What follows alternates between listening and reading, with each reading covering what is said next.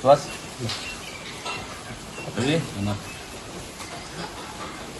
ಲೈಫಲ್ಲಿ ಮನುಷ್ಯನಿಗೆ ಎಷ್ಟೋ ಆಸೆಗಳಿರ್ತವೆ. ಆಸೆಗಳು ನನಗದು ಬೇಕು ಇದು ಬೇಕು ಏನೇನೋ ಬೇಕು ಅಂತ ಆಸೆಗಳಿರ್ತವೆ. ಆದರೆ ಇವತ್ತು ನನ್ನ 46 ಮುಗಿದು 47ನೇ ವರ್ಷದ ಹುಟ್ಟುಹಬ್ಬವನ್ನು ಇವತ್ತು ನನಗೆ ಆಸೆ ಆಗಿರುವಂಥ ನನ್ನ ಆಸ್ತಿ, ಇದೆಲ್ಲ ನನ್ನ ಆಸ್ತಿ. ಈ ಆಸ್ತಿನಲ್ಲಿ ಇವತ್ತು ಇಲ್ಲಿ ನನ್ನ ಬರ್ತ್ಡೇನ ಆಚರಣೆ ಮಾಡ್ಕೋಬೇಕು ಅಂತ ಅಂದ್ಕೊಂಡಿದ್ದೆ. ಇವತ್ತು ಆಚರಣೆ ಮಾಡ್ಕೊಂಡಿದ್ದೀನಿ. ಎಲ್ಲ ನಮ್ಮ ಅಭಿಮಾನಿಗಳಿಗೂ, ನಮ್ಮ ಕೋಲಾರ ಜಿಲ್ಲೆಯ ಕೋಲಾರ ತಾಲೂಕು, ಮುಳಬಾಗಿಲು ತಾಲೂಕಿನ ಎಲ್ಲ ನಮ್ಮ ಕಾಂಗ್ರೆಸ್ ಪಕ್ಷದ ಮುಖಂಡರಿಗೂ, ಕಾರ್ಯಕರ್ತರಿಗೂ ಎಲ್ಲರಿಗೂ ನಾನು ಧನ್ಯವಾದಗಳನ್ನು ತಿಳಿಸ್ತೀನಿ. ಇವತ್ತು ಎಲ್ಲರ ಜೊತೆ ನಾನು ಹುಟ್ಟುಹಬ್ಬನ ಆಚರಿಸ್ಕೋಬೇಕಾಗಿತ್ತು. ಇದೇ ಸಂದರ್ಭದಲ್ಲಿ ರೀಸೆಂಟಾಗಿ ನಮ್ಮ RCB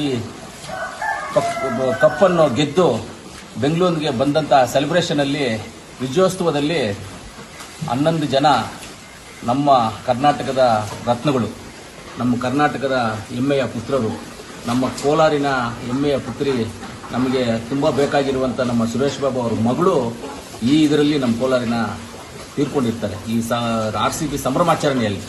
ಆದ್ದರಿಂದ ನನಗೆ ಅದ್ದೂರಿಯಾಗಿ ಮಾಡ್ಕೊಳ್ಳೋದಕ್ಕೆ ಇಷ್ಟ ಇಲ್ಲದೆ ಇವತ್ತು ಎಲ್ಲ ಈ ಗೋಮಾತೆಗಳ ಜೊತೆ ಯಾರೂ ಇಲ್ಲದೆ ನಾನು, ನನ್ನ ಹೆಂಡತಿ, ಮಕ್ಕಳು, ನಮ್ಮ ಸುವಾಸು, ಈ ಗೋಮಾತೆಗಳನ್ನು ನೋಡ್ಕೊಳ್ಳುವಂಥ ನಮ್ಮ ರವಿ, ಇವರೆಲ್ಲರ ಸಮ್ಮುಖದಲ್ಲೇ, ಗೋಮಾತೆಗಳ ಸಮ್ಮುಖದಲ್ಲಿ ನಾನು ಬರ್ತ್ಡೇಯನ್ನು ಆಚರಣೆ ಮಾಡ್ಕೋಬೇಕು ಅಂತ ಆಸೆ ಪಟ್ಟೆ. ಅದರಿಂದ ಇಲ್ಲಿ ಆಚರಣೆ ಮಾಡ್ಕೊಂಡಿದ್ದೀನಿ. ನನಗೆ ಫುಲ್ಲು ತೃಪ್ತಿಯಾಗಿದೆ, ಸಂತೋಷ ಆಗಿದೆ, ಖುಷಿಯಾಗಿದೆ.